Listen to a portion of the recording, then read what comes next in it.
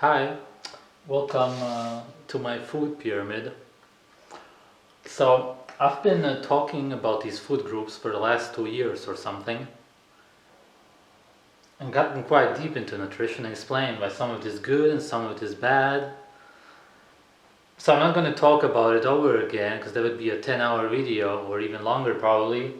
The reason I'm making this is because people still keep asking me, what should I eat? And stuff like that. So I'm going to link this video to everybody who still keeps asking me that. And this is all based on so many lectures, so many documentaries, and just so much reading that I couldn't possibly count it now. And I'm not talking from the outside also, because I've actually tried over 5 diets myself.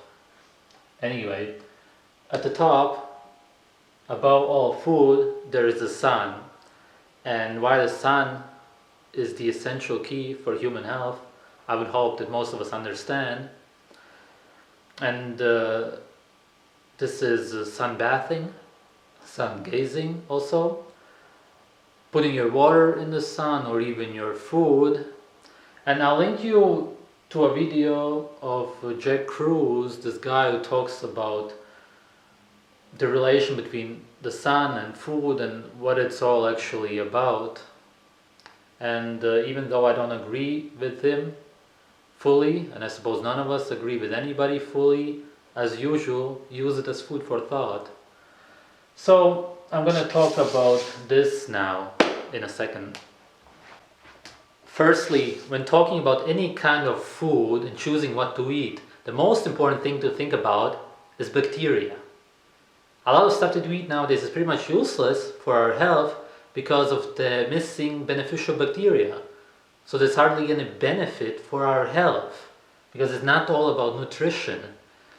It's pretty much the same as sitting inside a dark room all of your life and the only thing about nutrition not being exposed to the sun, because bacteria is up there with the sun when it comes to the importance of the human health, because nothing works without those things. And it's no coincidence that the most nutritious things are also the ones with the most beneficial bacteria. So we expose our food to certain things nowadays, overwash our food and expose it to heat, obviously, because a lot of people like cooking nowadays. So what's left there in the end? Bacteria literally release light in our bodies. Yeah. At the top, there's animals.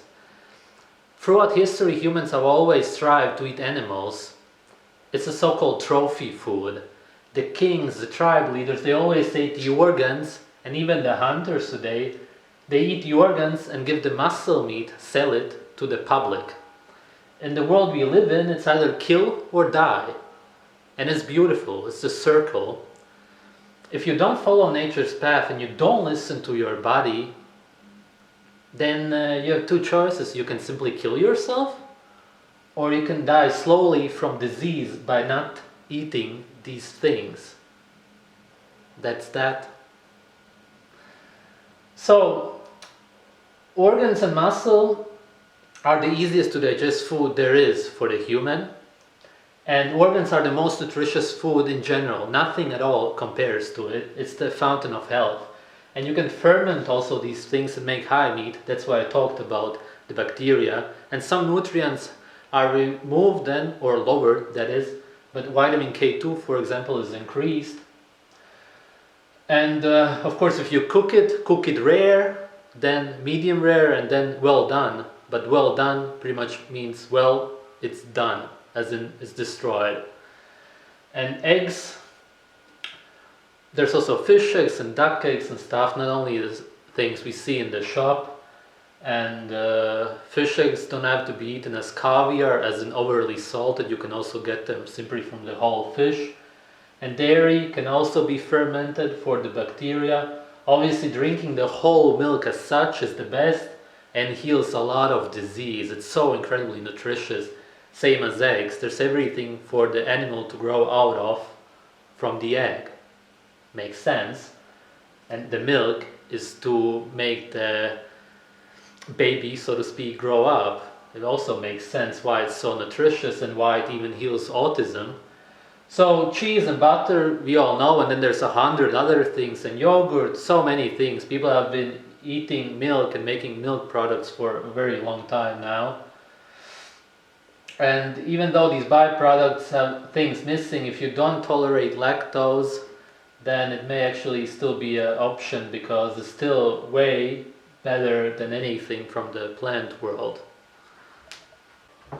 When it comes to eating plants, the first rule is do not eat anything that does not grow in your environment. That means nothing imported.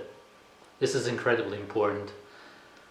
So if somebody from Norway wants to eat mango, for example, then show me the mango tree in Norway, alright?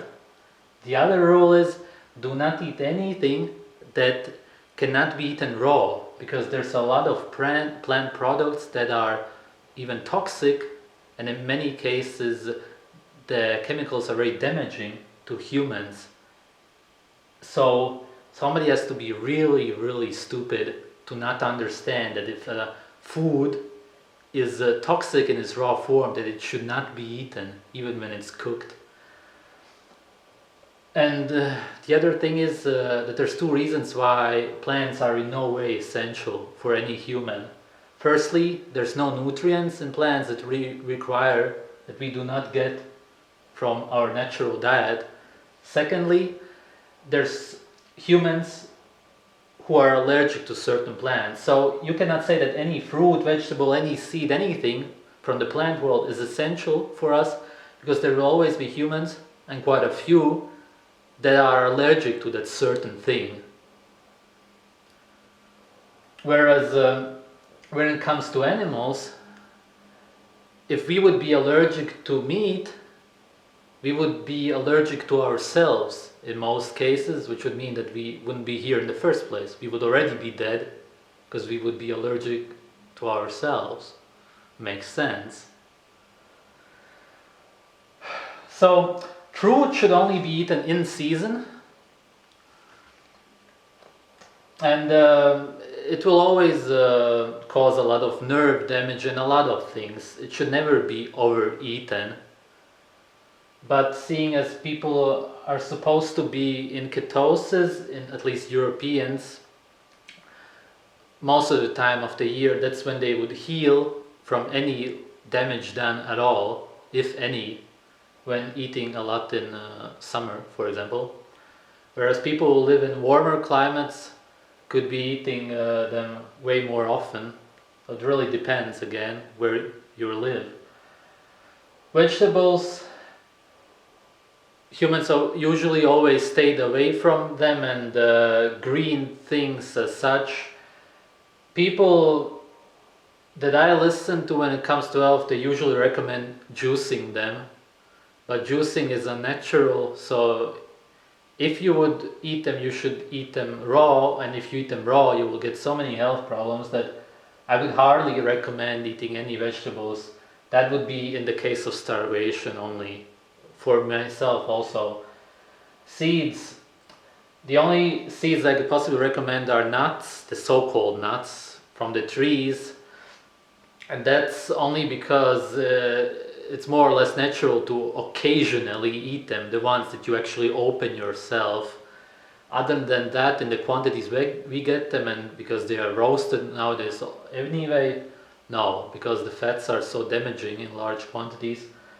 And no other seeds, no grains, no legumes. Those are so toxic, you gotta be really, really dumb, like really dumb to actually eat them. All the anti-nutrients, and there's trace amounts of nutrients in grains, and even those are not absorbable. The only macronutrient is sugar, which will destroy you.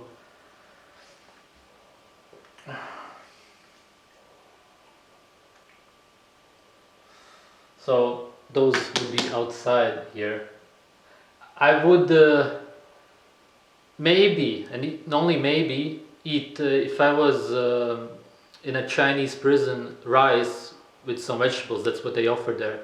If I was in prison and they only offered me bread, I would starve myself to death as a protest, for real.